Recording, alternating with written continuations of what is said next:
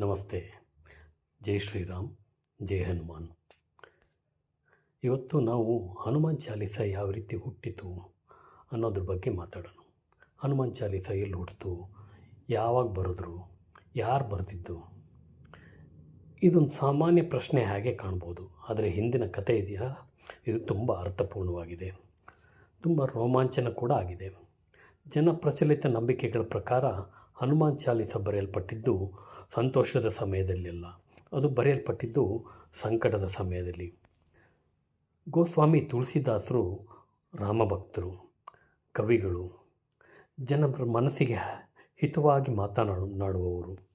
ಆ ಕಾಲದಲ್ಲಿ ಅಂದರೆ ಸುಮಾರು 16ನೇ ಶತಮಾನದಲ್ಲಿ ಅವರ ಕೀರ್ತಿ ತುಂಬ ದೂರದವರೆಗೆ ಹಬ್ಬಿತ್ತು.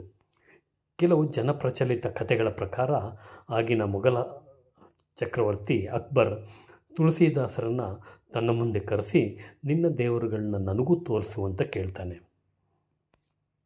ತುಳಸಿದಾಸರು ಶಾಂತವಾಗಿ ಉತ್ತರಿಸ್ತಾರೆ, ನಾನು ದೇವರನ್ನು ತೋರಿಸಲು ಬಂದವನಲ್ಲ, ನಾನು ದೇವರು ನಂಬೋದು ಹೇಗೆ ಅನ್ನೋದನ್ನು ಕಲಿಸ್ಲಿಕ್ಕೆ ಬಂದವನು.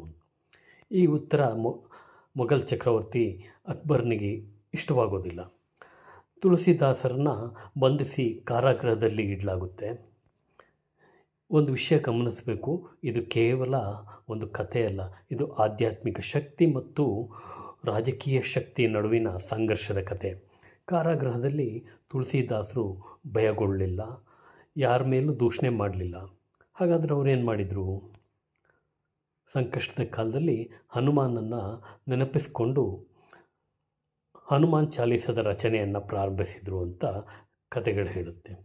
ಹನುಮಾನ್ ಚಾಲೀಸ ಅಂದರೆ ಕೇವಲ 40 ಪದ್ಯಗಳು ಮಾತ್ರ ಅಲ್ಲ, ಅದು ಸಂಕಟದ ನಡುವೆ ಹುಟ್ಟಿದ ಧೈರ್ಯದ ಧ್ವನಿ. ಅದರ ನಂತರದ ಭಾಗ ಇನ್ನೂ ಆಸಕ್ತಿದಾಯಕವಾಗಿದೆ. ಕಥೆಗಳ ಪ್ರಕಾರ ಹನುಮಾನ್ ಚಾಲೀಸ ಪಠಣ ಮಾಡೋದಕ್ಕೆ ತುಳಸಿದಾಸರು ಪ್ರಾರಂಭ ಮಾಡಿದ ನಂತರ ಅಕ್ಬರ್ನ ಅರಮನೆಯಲ್ಲಿ ವಿಚಿತ್ರವಾದ ಘಟನೆಗಳು ನಡೆಯೋದಕ್ಕೆ ಪ್ರಾರಂಭವಾಗ್ತವೆ. ಕೆಲವರು ಹೇಳುವಂತೆ ಅಚಾನಕ್ಕಾಗಿ ಕೋತಿಗಳ ಗುಂಪು ಅರಮನೆಗೆ ನುಗ್ಗಿ ಗಲಾಟೆ ಮಾಡ್ತವೆ. ಇದು ನಿಜವಾಗಿರ್ಬೋದು ಅಥವಾ ಸಂಕೇತಾತ್ಮಕವಾದಂಥ ಕಥೆಯಾಗಿರ್ಬೋದು, ಆದರೆ ಇದರ ಅರ್ಥ ಅತ್ಯಂತ ಸ್ಪಷ್ಟವಾಗಿದೆ. ಭಕ್ತಿಯನ್ನು ಮತ್ತು ಭಕ್ತನನ್ನು ಬಂಧಿಸಲಿಕ್ಕೆ ಸಾಧ್ಯವಾಗೋದಿಲ್ಲ, ನಂಬಿಕೆಗಳನ್ನ ಗೋಡೆಯೊಳಗೆ ಇಡೋದಕ್ಕೆ ಸಾಧ್ಯವಾಗೋದಿಲ್ಲ.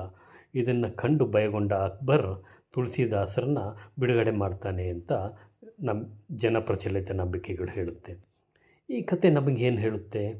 ಹನುಮಾನ್ ಚಾಲೀಸ ಕೇವಲ ಶಾಂತಿಯ ಕಾಲದಲ್ಲಿ ಹುಟ್ಟಿದಂಥ ಕವಿತೆ ಅಲ್ಲ, ಅದು ಸಂಕಟದ ಸಮಯದಲ್ಲಿ ಹುಟ್ಟಿದಂಥ ಒಂದು ಪ್ರಾರ್ಥನೆ. ಅದಕ್ಕಾಗಿಯೇ ಇವತ್ತು ಕೂಡ ಕಷ್ಟ ಬಂದಾಗ ಜನರು ಹನುಮಾನ್ ಚಾಲೀಸ ಓದ್ತಾರೆ. ಏಕೆಂದರೆ ಸಂಕಟದ ಸಮಯದಲ್ಲಿ ಹುಟ್ಟಿದ ಮಾತು ಸಂಕಟದಲ್ಲಿರುವ ಮನಸ್ಸಿಗೆ ಹೆಚ್ಚು ಶಕ್ತಿ ಕೊಡುತ್ತೆ. ಹನುಮಾನ್ ಚಾಲೀಸ ಹೇಳುತ್ತೆ, ನಿನ್ನ ಸಂಕಟ ಶಾಶ್ವತವಲ್ಲ, ನಿನ್ನೊಳಗೆ ಧೈರ್ಯವಿದೆ, ನಂಬಿಕೆ ಇದ್ದರೆ ಸಂಕಟ ಕೂಡ ಒಂದು ದಾರಿಯಾಗುತ್ತೆ. ಇದೇ ಹನುಮಾನ್ ಚಾಲೀಸದ ಹಿಂದಿನ ಕಲಿಕೆಯ ಅರ್ಥ.